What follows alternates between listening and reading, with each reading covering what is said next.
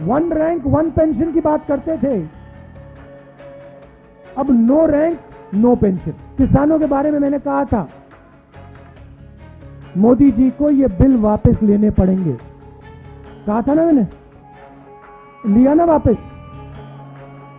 अब कांग्रेस पार्टी कह रही है नरेंद्र मोदी जी को ये जो नया अग्निपथ का स्कीम है इसको वापस लेना पड़ेगा। जो हमारे युवा रोज सुबह, हर रोज सुबह दौड़ते हैं, आर्मी में, नेवी में, एयरफोर्स में, फोर्सेस में भर्ती होने के लिए दौड़ते हैं, उनसे मैं कह रहा हूं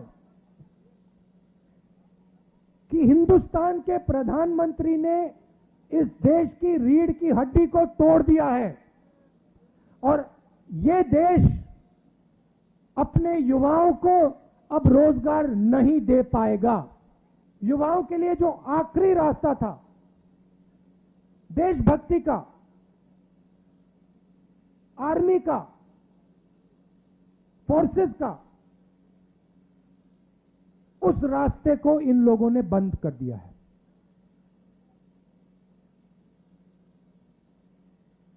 वन रैंक वन पेंशन की बात करते थे,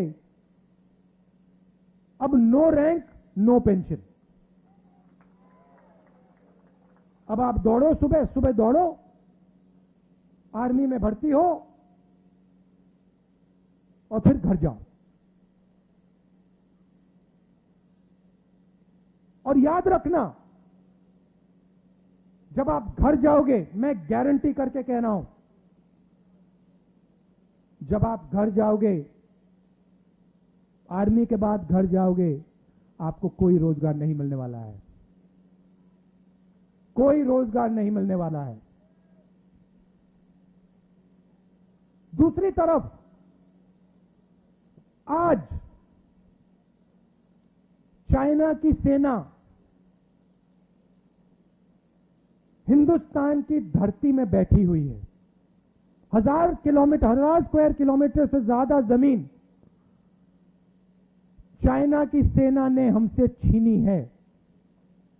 यह सच्चाई है, इस बात को हिंदुस्तान की सरकार ने एक्सेप्ट किया है। सेना को मजबूत करना चाहिए और सरकार सेना को कमजोर कर रही है और इसका नतीजा आएगा, जब युद्ध आएगा, हमारी जो आर्मी है उसको कमजोर कर रहे हैं ये लोग, देश का नुकसान होगा। और ये लोग अपने आप को नेशनलिस्ट कहते हैं। तो ईडी का मामला छोटा सा मामला, उसको छोड़िए। सबसे जरूरी मामला, सबसे जरूरी बात, ये जो हमारे युवा हैं जो हर रोज, ये देशभक्ति का एक चिन्ह है, हर प्रदेश में ये सुबह 4 बजे दौड़ते हैं, इनके भविष्य की रक्षा करना हमारा काम है, हमारा फर्ज, ये हमें करना है। और हमने कहा है, देखिए, किसानों के बारे में मैंने कहा था मोदी जी को ये बिल वापस लेने पड़ेंगे, कहा था ना मैंने, लिया ना वापस।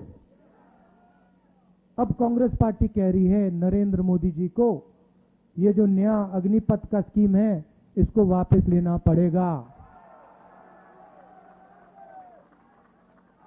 और हिंदुस्तान का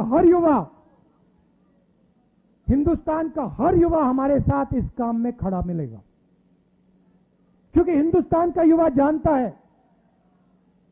कि सच्ची देशभक्ति सेना को मजबूत करने की होती है, सेना को कमजोर करने की नहीं होती है।